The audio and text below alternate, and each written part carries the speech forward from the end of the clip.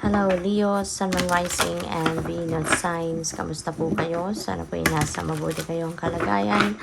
Welcome back po sa Star Tarot. At kung bago kayo dito, welcome din po kayo. Please subscribe, like, share my videos, and give me a comment po kung nakaresonate kayo. Thank you. So, we have Sacred Plan. Wow. So, paalala lang ito sa inyo, Leo, na the universe has a sacred plan for each and every one of us. Okay? Kaya, yun at yun pa rin, no? Ang masusunod kung ano yung sacred plan ng divine universe.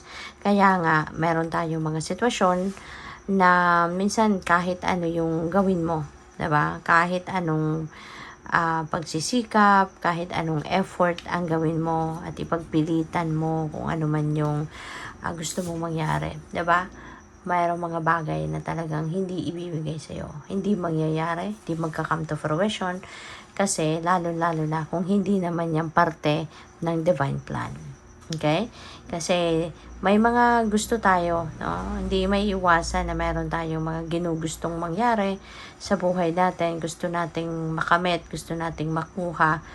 Pero hindi ibibigay sa atin simply because it's not part of the divine plan. It's not the best for us.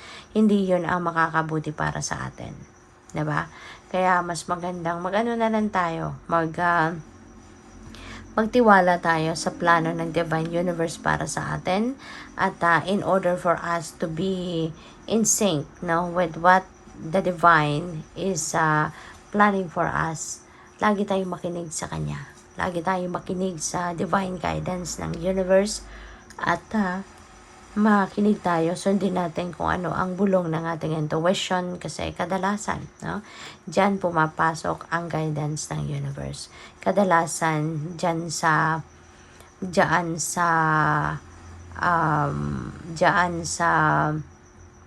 intuition natin dumadating, kung ano man ang mga gusto niyang sabihin sa atin. Okay?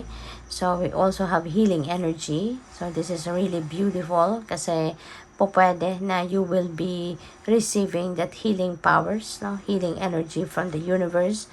And po pwedeng magtutulungan ngayon, no? Or po pwedeng ipapadala ng divine si Archangel Raphael, no? Para tulungan ka na maging magamot, na maging mas maayos ang inyong pakiramdam at magamot kung ano man ang mga bagay, ano man ang mga sitwasyon mo sa buhay na nangangailangan ng healing.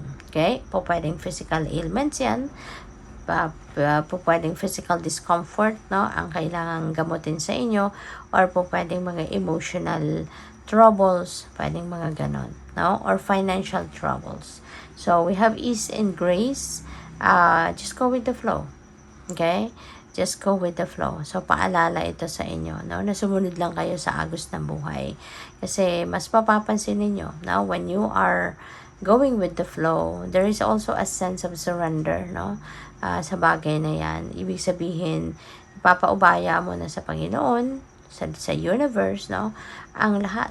No? At susunod ka na lang sa kanyang direksyon, susunod ka na lang sa kanyang kagustuhan, and also para masundan mo kung ano yung gusto ng universe, yun nga, tulad ng sinabi ko kanina, always listen and follow what your intuition is telling you. Ito yung natin, ito yung inner voice natin, inner guidance natin, ito yung sinasabi nating konsensya. Pag sinasabi natin, makinig ka sa iyong konsensya, and that is listening to your intuition. Okay? So, tignan natin kung ano pa ang mga messages para sa iyo. And by the way, maraming salamat muna for subscribing, and if you haven't subscribed yet, subscribe na po kayo. And also, maraming salamat din, no, for not skipping the ads kasi malaking bagay po yan sa akin. Thank you. And also, kung gusto po ninyong mag-join sa membership, just click the join button po sa baba ng video. So, we also have the page of air. Ayan. So, maaaring merong mga delays, no, na mangyayari rito. Po pwedeng meron kayong mga plano, no, na hindi muna matutuloy, or po pwedeng maaantala, no?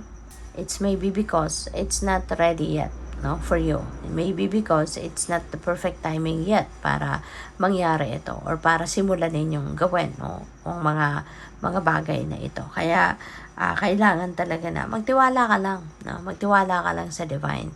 Kasi lahat ng yan, ano, nang nangyayari sa buhay ninyo, sa buhay natin, that is part of the divine plan. Okay? Merong tamang panahon para sa lahat. Kaya hindi natin kailangan magmadali. Okay? So, we have the King of Air.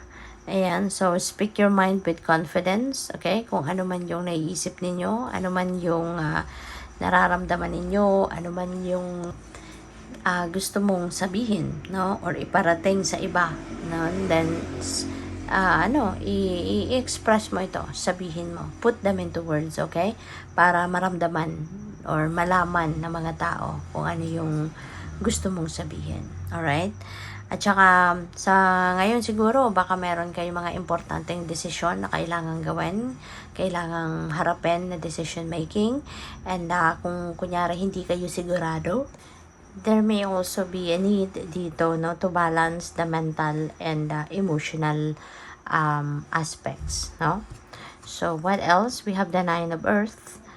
Si Nine of Earth, this is good, no? Lalo na pagdating sa money, career, and finances. Kasi, this is time for harvest, no? This is time for harvest. Ito yung time ng pag-ano ninyo, pag-receive, kumbaga, ng financial reward, no? Doon sa financial reward, doon sa ninyo, sa tawag dito, sa bunga ng inyong pinaghirapan, sa bunga ng inyong pagsisikap, yung mga ganon, no? Kaya siguro ang iba sa inyo rito ngayon, pwedeng mai-enjoy nyo na talaga yun. Then, yung financial comfort, yung financial comfort, yung financial security and stability, maaring ma-establish na din ninyo yan. At saka, there is going to be like, a quiet time na din ngayon, no? Talagang siguro dahil sa galing kayo sa success, kaya deserve nyo din naman talaga na magpahinga. Deserve nyo naman talaga na magpaano kayo. Deserve nyo na magpahinga. Deserve ninyo na i-enjoy, kumbaga, no? Yung success naman ninyo. Kaya kahit papaano, maybe you're going to take a break. Okay? So, good luck. Thank you for watching. Love and light. Namaste.